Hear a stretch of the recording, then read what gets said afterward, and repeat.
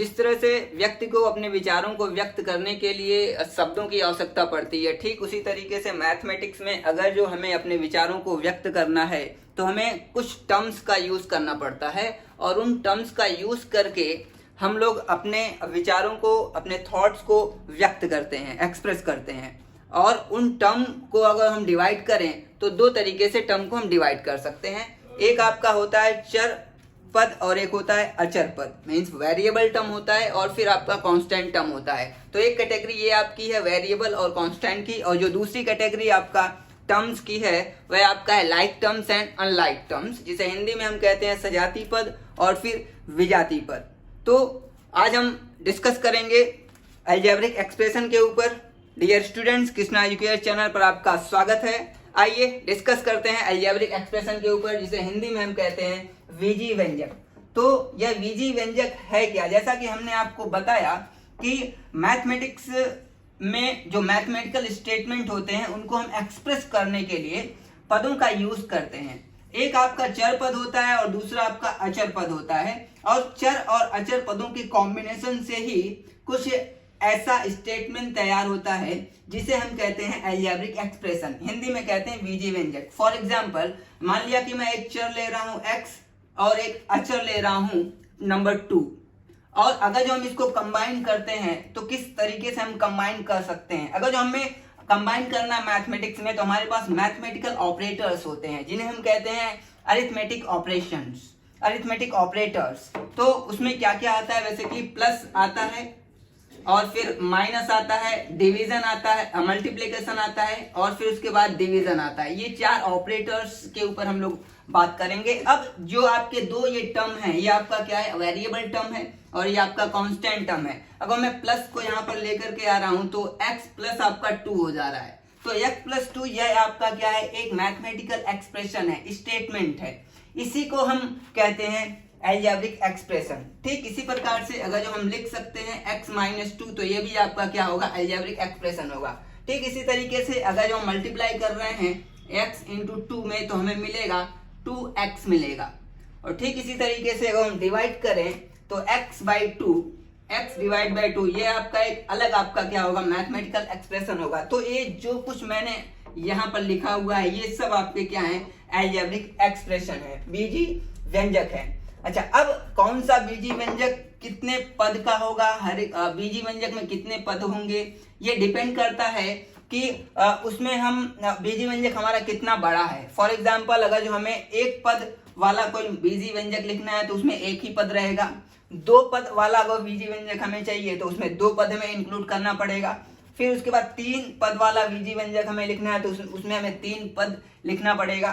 तो इस तरीके से हम जो कुछ भी मैथमेटिकल एक्सप्रेशन में क्या करते हैं, मैथमेटिक्स में मैथमेटिकल एक्सप्रेशन को, स्टेटमेंट को व्यक्त करने के लिए जिसका भी हम यूज करते हैं स्टेटमेंट का, वह स्टेटमेंट आपका कहलाता है बीजीय व्यंजक। तो अब आते हैं इसी टॉपिक को हम क्या करते हैं? कंटिन्यू करते हैं, क्योंकि आज का जो हमारा टॉपिक है वह है बहुपद। तो बहुपद किसे कहते हैं? तो बहुपद आपका एक प्रकार का बीजीय व्यंजक ही होता है जिसमें जो चर आता है, बीजीय व्यंजक में जो चर होता है उस चर के ऊपर जो घात होती है वह एक आपकी पूर्ण संख्या होनी चाहिए।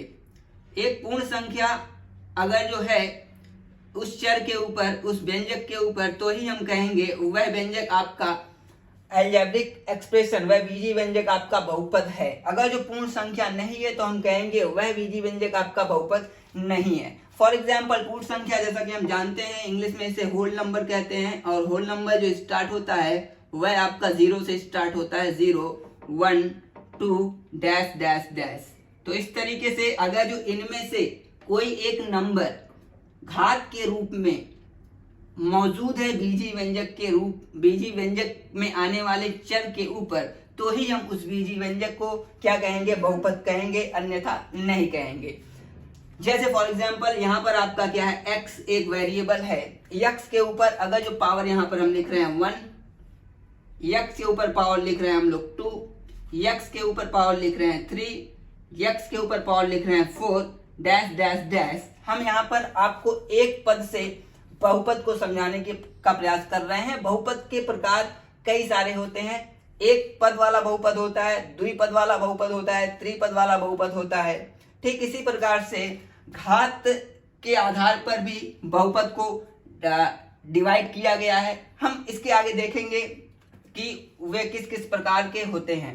तो फिलहाल अभी हम आपसे बात कर रहे हैं कि एक चर वाले बहुपद की हम बात आपसे कर रहे हैं। तो यहाँ पर आप देख सकते हैं कि जो हमने यहाँ पे लिया है सब x चर हमने लिया और उसके ऊपर घात हमने क्या किया, अलग अलग यहाँ पे लगाया है। तो यहाँ पर आप देख रहे हैं कि 1 है तो 1 हम लिखते नहीं है, सिंपली हम x ही लिखते हैं। तो आपका x क्या है, एक आपका इसमें एक पद है तो इसे हम कहते हैं एक पदी बहुपद।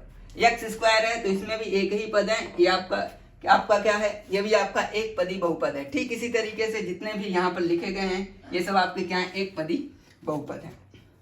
अच्छा, अब कोई भी बीजीय व्यंजक, कोई भी अलजेब्रिक एक्सप्रेशन पॉलिनोमियल होगा या नहीं होगा, इसके लिए शर्त क्या है। बहुपद बीजीय व्यंजक बहुपद, कौन से बीजीय व्यंजक बहुपद नहीं होंगे, तो यदि किसी भी चर के ऊपर अगर जो ऋणात्मक संख्या है किसी भी चर के ऊपर घात के रूप में अगर जो कोई ऋणात्मक संख्या है, जैसे -1, -2, -3, -4 डैश डैश डैश, अगर जो ऋणात्मक संख्या है तो वह व्यंजक आपका बहुपद नहीं होगा, पहली चीज। या फिर अगर जो आपका जो वेरिएबल है, जो चर आपका है बीजीय व्यंजक में, वह अगर जो बटे के रूप में लिखा हुआ है, वह अगर जो फ्रैक्शन के फॉर्म में लिखा गया है, 1/, के रूप में लिखा गया है, तो वह आपका बहुपद नहीं होगा।